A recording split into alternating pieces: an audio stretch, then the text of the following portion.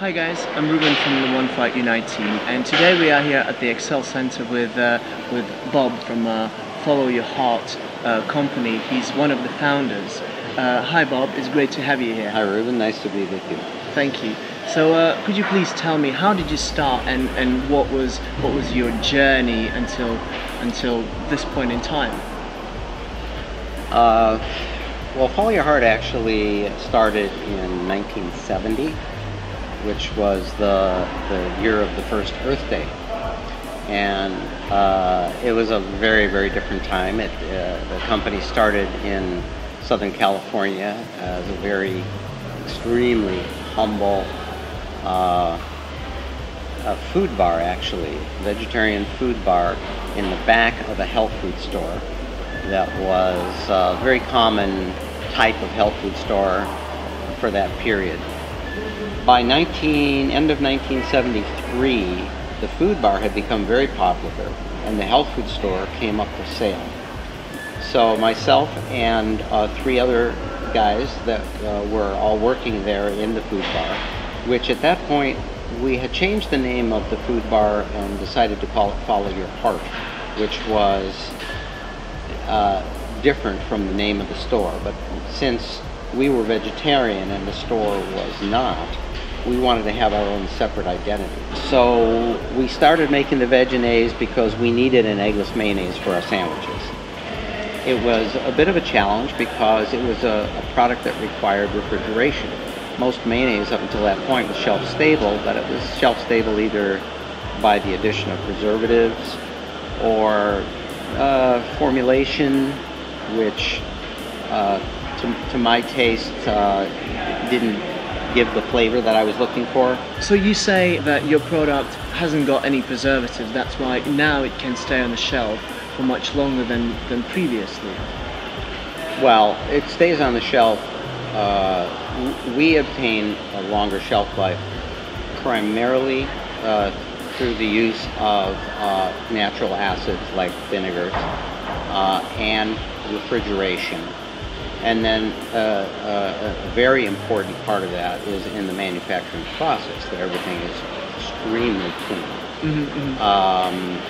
It's a very rigorous program that goes everywhere from testing our water to testing our air to biological testing of the machines, some of which we do in our own laboratories, some of which we send out to third-party laboratories. Modern food manufacturing requires very strict adherence to proper standards. I mean, there are a lot of products out there that have a 2-year shelf life or more on the shelf. But in order to achieve that, they have either added some artificial preservative or chemical preservative, or they are sacrificing the taste of the product or the quality of the ingredients in order to get a product that isn't going to have growth in it. So maybe the spices are irradiated, or they may be genetically engineered. That's an area that we don't go to at all. Our company has a very strict policy. We will not use anything that's genetically engineered. Yeah, because your company is an American company. Yes. And knowing how much genetically modified food is in America, it's great to know that your company doesn't allow any genetically modified food in any of your products. It's interesting, in recent years, more and more of our ingredients have to be sourced from Europe. Because, I mean, if I want to get a cornstarch that isn't genetically modified, it's almost impossible to find from an American source. Yeah. Thank goodness that Europe has taken a strong stand in that regard.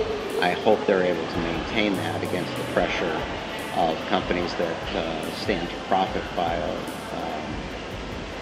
getting genetically engineered ingredients onto the continent. Well, that is great to know. And to be honest with you, the mayonnaise that I get doesn't stay on my shelf for more than a week. Okay. So shelf life doesn't Not need a to problem. be too long now. Yeah, yeah. So another question, and I think the most important question I wanted to ask you, if you could tell the younger generation out there, how can they be more inspired to be more hands-on, to use their talent to make a positive change that benefits everybody? What can they do nowadays to achieve their goal? I think that the most important thing is to quiet the voice that comes up that says, I'm just one person, what can I do? I think that individuals can have a tremendous impact, and do have a tremendous impact, on what shapes our future. And to educate themselves and to be aware of how the choices that they make with every bite that they eat, with every purchase that they make, is sending ripples out into the universe, really, that are going to bring about change. And exponential growth of population on the planet will not sustain us eating high on that food chain, using all that resources to feed animals so that we can kill them and eat them. And I think the future has got to be a very creative and expansive approach to plant-based eating. And that is all in the hands of the choices that the youth of today make. Great. Thank you very much, Bob. Thank you. Thank you very much, Rubin. As for you guys, do go out there, use your talent, and make a change that benefits everybody. I'm Rubin from One Fight Unite. Thank you. Have a great day.